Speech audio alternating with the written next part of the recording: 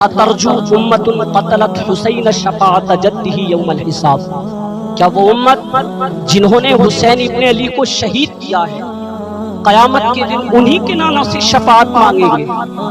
کس منہ سے شفاعت طلب کریں گے؟ اسی حسین ابن علی کے نانا سے کہ جن کے بیٹے کو، جن کے نواسے کو، جن کے شہزادوں کو انہوں نے شہید کیا، جانوں کو راہ خدا میں قربان کر رہے تھے۔ اہل کوفہ سہمے ہوئے، ڈرے ہوئے ابن زیاد کے دربار میں بیٹھے ہوئے تھے۔ حضرت امام حسین رضی اللہ تعالیٰ عنہ کے قتل کا، ان کی شہادت کا انہیں دکھ تو تھا، لیکن ان کے اندر ہمت، طاقت اور توانائی نہیں تھی۔ ان کی تلواریں یزید کے ساتھ رہی اور دل امام حسین رضی اللہ تعالیٰ عنہ کے ساتھ رکھنے کی وہ بات کرتے تھے۔ پھر یہ قافلہ چلتے چلتے کوفہ سے دمشق کی جانب عازم سفر ہوا۔ ایک اونٹ پر تین لوگوں کو سوار کیا گیا تھا۔ امام زین العابدین کو سوار بھی کیا گیا تھا اور آپ کے بدن پر زنجیریں بھی باندھی گئی تھی۔ جکڑ کر کے زنجیروں سے آپ کو باندھا گیا اور گھوڑے پر سوار کیا گیا تھا۔ اللہ اکبر! جہاں جہاں سے بھی یہ لوگ گزرتے، لوگوں کو ان کی حالت پر رحم آتا۔ بہت سارے لوگ نہیں جانتے تھے کہ یہ کون ہے، تو راستوں میں عام طور پر یہی بتایا گیا کہ کچھ باغی لوگ ہیں جنہوں نے حکومت کے ساتھ میں بغاوت کی اور انہیں ان کے کیفر کردار تک پہنچا دیا گیا۔ راستے میں ایک گرجا گھر آتا ہے اور یہ لوگ وہاں پر جا کر رات رکتے ہیں۔ گرجا گھر کی دیوار پر لکھا ہوا تھا: اترجو امت قتلت حسین شفاعت جدہ یوم الحساب، کیا وہ امت جنہوں نے حسین ابن علی کو شہید کیا ہے قیامت کے دن انہی کے نانا سے شفاعت مانگیں گے؟ کس منہ سے شفاعت طلب کریں گے؟ اسی حسین ابن علی کے نانا سے کہ جن کے بیٹے کو، جن کے نواسے کو، جن کے شہزادوں کو انہوں نے شہید کیا۔ اللہ اکبر! پھر یہ تقدس مآب قافلہ دمشق پہنچتا ہے، تو جب یہ راستے سے گزر رہا تھا تو ایک شخص اپنے مکان کی چھت پر بیٹھ کر کے قرآن مجید کی تلاوت کر رہا تھا، اور یہ قافلہ اس طریقے سے گزر رہا تھا کہ شہیدوں کے کٹے ہوئے سر نیزوں کی نوک پر تھے، اور عصمت شیار خواتین اور امام زین العابدین رضی اللہ تعالیٰ عنہ گھوڑوں پر بندھے ہوئے تھے۔ اللہ اکبر! تو جب وہ قرآن مجید کی تلاوت کر رہا تھا، وہ کہہ رہا تھا کہ کہف اور رقیم ہماری نشانیوں میں سے بڑی عجیب نشانیاں ہیں۔ تو جب وہ تلاوت کر رہا تھا تو سر حسین سے آواز آئی: یا تالی القرآن، اے قرآن کے پڑھنے والے، اصحاب کہف سے زیادہ عجیب قتلی و حملی عمل میرا قتل کرنا اور میرے سر کو نیزے کی نوک پر چڑھایا جائے۔ اللہ اکبر! پھر یہ قافلہ یزید کے دربار میں پہنچتا ہے۔ یزید بہت خوش ہوا اور اس نے امام حسین رضی اللہ تعالیٰ عنہ کے صاحبزادے امام زین العابدین سے کہا کہ تمہارے باپ نے میری حکومت کے ساتھ میں بغاوت کی ہے اور انہیں ان کے کیفر کردار تک پہنچا دیا گیا۔ امام زین العابدین نے جواب میں قرآن مجید کی آیات کی تلاوت کی اور اہل بیت کے فضائل و مناقب بیان کیے۔ حضرت سیدہ زینب سلام اللہ علیہا کا ایک خطبہ اہل بیت کی شان، فضائل و مناقب اور عظمت میں یزید کے دربار میں اپنی انوکھی اور البیلی شان دیتا ہے۔ تو یزید پہلے تو بہت خوش ہوا، لیکن جب اس نے لوگوں کے چہرے دیکھے تو وہ پریشان ہو گیا۔ حتیٰ کہ یزید کے دربار میں ایک عیسائی سفیر آیا ہوا تھا، تو جب اس نے کٹے ہوئے سر دیکھے اور خستہ حال سادات کی شہزادیوں کو دیکھا تو اس نے پوچھا یہ کون لوگ ہیں؟ تو اسے بتایا گیا، تو اس نے بڑے تعصب کا اظہار کیا اور کہا کتنے بد نصیب ہو تم، ہمارے پاس حضرت عیسیٰ علیہ السلام کے گدھے کا کھر موجود ہے اور ہم اسے بھی عزت کے مقام پر رکھے ہوئے ہیں، تم کتنے بدبخت لوگ ہو کہ تم نے اپنے رسول کے نواسے کو شہید کر دیا۔ بے مروت بے وفا تیرا بھی کیا افسانہ ہے، جس نے اپنے ہی شمع کو گل کیا تھا وہ پروانہ۔ تو یزید نے جب لوگوں کو تیور دیکھے اور بدلتے ہوئے حالات دیکھے تو اس نے تعصب کا اظہار کیا اور اس نے یہ کہنا شروع کر دیا کہ اللہ برا کرے ابن زیاد کا، ابن مرجانہ کا، کہ وہ امام حسین کو راستہ دے دیتا تو میں ضرور اس سے اچھا معاملہ کر دیتا۔ کچھ لوگ اس سے یزید کو بری اور ذمہ قرار دینے کی کوشش کرتے ہیں، لیکن یزید کے اپنے حکم سے یہ سب کچھ ہوا۔ ابن اسیر نے لکھا ہے کہ جب یزید مرا تو ابن زیاد دمشق آ رہا تھا اور اس کے ساتھ میں مسافر بن شریح، تو ابن زیاد اچانک سے کچھ سوچنے لگا۔ تو مسافر بن شریح نے کہا ابن زیاد میں تمہیں بتاؤں کہ تم کیا سوچ رہے ہو؟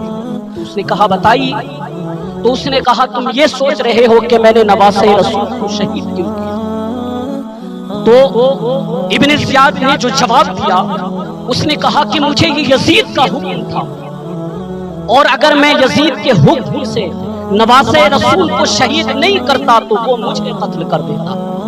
اور جب مسلم بن عقبہ کو مدینہ المنورہ کی حرمت کو پامال کرنے کے لیے اور حضرت عبداللہ بن زبیر رضی اللہ تعالیٰ عنہ کی خلافت کے اعلان کے بعد مکہ المکرمہ پر چڑھائی کے لیے کعبۃ اللہ کی حرمت کو پامال کرنے کے لیے جو یزید نے لشکر بھیجا تھا، تو اس سے قبل اس نے ابن زیاد سے کہا تھا کہ یہ کام تم کرو۔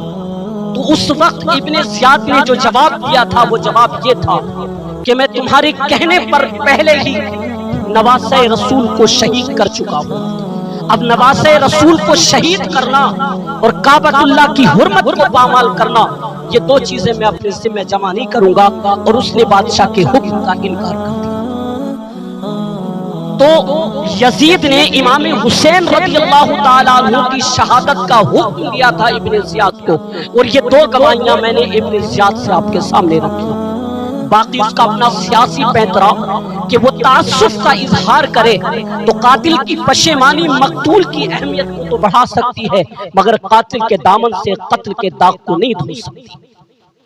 تو یزید کو اب نظر آ رہا تھا کہ امام حسین رضی اللہ تعالیٰ عنہ کا قتل مجھے بہت مہنگا پڑنے والا ہے، آخرت تو میری برباد ہوئی ہے، دنیا بھی میں نے برباد کر لی۔ آپ کچھ ارشاد فرمائیے۔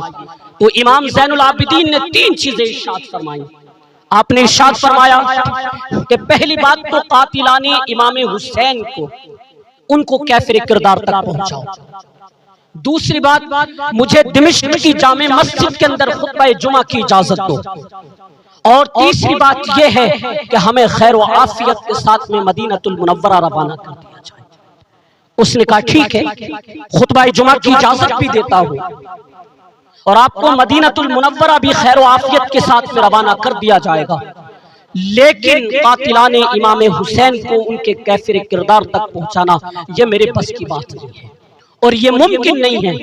اب مجھے بتائیے کہ حاکم وقت اور اتنا بڑا سانحہ اور واقعہ ہو گیا ہو تو وہ وہی کھڑے کھڑے لجاجت کر لے، معذرت کر لے کہ اس بات کو رہنے دو، یہ ممکن نہیں ہے اور یہ میرے بس کا کام نہیں ہے۔ تو اس بات کو سمجھنے میں کسی بھی باشعور شخص کو دیر نہیں لگتی، جبکہ اس کو یہ چاہیے تھا وہ یہ کہتا کہ میں اس کی تحقیق کروانے کے بعد میں جو بھی مجرم ہے وہ کیفر کردار تک پہنچے گا، اگر آپ نہیں بھی کہتے تو میں یہ کرتا چونکہ میں حاکم وقت ہوں۔ لیکن اس نے فوراً کہا کہ اس بات کو رہنے دو، یہ ممکن نہیں ہے۔ تو اس کا مطلب کیا ہے کہ قاتل میں خود ہوں، مجرم میں خود ہوں، تو میں اس سے بچنا چاہتا ہوں، میں اس سے کنارہ کرنا چاہتا ہوں۔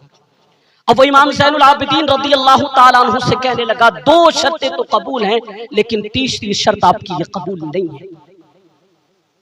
تو یزید اپنے لیے تو خوش تھا لیکن لوگوں کے احتجاج کی سکت نہیں لا سکتا تھا کہ میں نے نواسہ رسول کو شہید کروا دیا اور میں نے نواسہ رسول کو شہید کروا دیا، تو وہ اپنی بات کو چھپانا چاہتا تھا اور اپنی بات کو عبید اللہ ابن زیاد پر ڈالنا چاہتا تھا، ابن مرجانہ پر ڈالنا چاہتا تھا۔ لیکن ابن زیاد یہ کہتا ہے کہ اگر میں یزید کے حکم سے امام حسین کو شہید نہیں کرتا تو وہ مجھے قتل کر دیتا، اور میں قتل امام حسین اور غزوہ کعبہ ان دو چیزوں کو میں اپنے ذمہ جمع نہیں کر سکتا، لہٰذا میں یہ کام نہیں کروں گا، بادشاہ کا یہ حکم نہیں مانوں گا، اس نے مجھ سے پہلے ہی بہت زیادتی کروائی ہے۔ اور یہ تاریخ کی معتبر کتابوں کے اندر لکھا ہوا ہے. تو اس نے کہا کہ 2 شرطیں تو قبول ہیں لیکن تیسری شرط قبول نہیں ہے. اللہ اکبر، یہ وقتی تصرف تھا اس کا، ورنہ یہ کون ہوتا ہے اجازت دینے والا؟ ممبر تو حسین ابن علی کے نانا کا ہے. اس نے کہا 2 شرطیں قبول ہیں لیکن تیسری شرط آپ کی قبول نہیں ہے. حضرت امام زین العابدین رضی اللہ تعالی عنہ، جمعے کا دن تھا، آپ جامع مسجد کے اندر تشریف لے کر کے گئے، لوگوں کا ہجوم تھا. حضرت امام زین العابدین ممبر پر جلوہ فراز ہوئے. خطابت تو ان کے گھر کی لونڈی ہے، غلام ہے. جب آپ نے کھڑے ہو کر کے خطبہ دیا اور فضائل و مناقب اہل بیت بیان شروع کیے، اور جب اپنے اوپر گزرے ہوئے حالات بیان کیے، تو لوگوں کے سینوں کے اندر آتش محبت اہل بیت کی جوش مارنے لگی. یزید ڈر گیا کہ کہیں ایسا نہ ہو کچھ دیر اور خطبہ جاری رہا تو لوگ میرے خلاف اٹھ کھڑے ہوں. تو اس نے مؤذن کو اشارہ کیا کہ اذان پڑھنا شروع کیا جائے. تو جب مؤذن نے اذان پڑھنا شروع کیا، اس نے کہا اللہ اکبر اللہ اکبر. حضرت امام زین العابدین نے ارشاد فرمایا کہ اس میں کوئی شک نہیں ہے کہ اللہ سب سے بڑا ہے. پھر اس نے کہا اشہد ان لا الہ الا اللہ. امام زین العابدین ارشاد فرمانے لگے کہ ہم نے اپنے خون سے اس بات کی گواہی دی ہے کہ اللہ کے سوا کوئی معبود نہیں ہے. پھر اس نے کہا اشہد ان محمد رسول اللہ صلی اللہ تعالی علیہ وسلم. حضرت امام زین العابدین نے یزید کی آنکھوں میں آنکھیں ڈال کر کے کہا کہ یزید دیکھنا، اذان کے اندر تیرے نانا کا نام ہے یا میرے نانا کا نام. اللہ اکبر. تو امام حسین رضی اللہ تعالیٰ عنہ کا نام کبھی بھی مٹنے والا نہیں ہے. نہ زیاد کا وہ ستم رہا، نہ یزید کی رہی وہ جفا، رہا تو بس نام حسین کہ جسے زندہ رکھتی ہے کرب و بلا. اللہ تبارک و تعالی قرآن مجید میں ارشاد فرماتا ہے ان الذين قالوا ربنا الله ثم استقاموا تتنزل عليهم الملائكة الا تخافوا ولا تحزنوا وابشروا بالجنة التي كنتم توعدون. بے شک جنہوں نے کہا کہ ہمارا رب اللہ ہے، پھر انہوں نے اس پر استقامت کی، تتنزل علیہم الملائکہ، ان میرے نیک بندوں پر اللہ فرماتا ہے کہ میرے معصوم فرشتوں کا نزول ہوتا ہے. اللہ تخافوا ولا تحزنوا وابشروا بالجنۃ التي كنتم توعدون. وہ فرشتے آ کر کے کیا خوشخبری سناتے ہیں، عرض کرتے ہیں، ارشاد فرماتے ہیں کہ خوف زدہ نہ ہونا، غم زدہ نہ ہونا، پریشان نہیں ہونا، بلکہ تم جنت کی خوشیاں مناؤ، اس جنت کی خوشی کہ جس جنت کا اللہ تبارک و تعالی نے تم سے وعدہ فرمایا ہے. تو یہ استقامت پیدا کیجیے. ہم امام حسین رضی اللہ تعالیٰ عنہ کے جیسے تو نہیں ہو سکتے، لیکن ان کی خیرات تو ہم نصیب کر سکتے ہیں، حاصل کر سکتے ہیں. تو ہمیں استقامت پیدا کرنا چاہیے، اپنے مزاجوں کے اندر تبدیلیاں پیدا کرنا چاہیے، اور پھر میں یہ دعا کرنا چاہیے کہ اللہ تبارک و تعالی ہم سب کو اہل بیت کا صدقہ اور ان کی خیرات عطا فرمائے. اللہ رب العزت کی بارگاہ میں دعا ہے کہ میرے کہنے میں، آپ حضرات کے سننے میں جو بھی غلطیاں واقع ہوئی ہوں، رب قدیر اپنے حبیب کے صدقے میں معاف فرمائے. کلمہ طیبہ پڑھ لیں، لا الہ الا اللہ محمد رسول اللہ صلی اللہ تعالی علیہ وسلم. وآخر دعوانا الحمدللہ رب العالمین.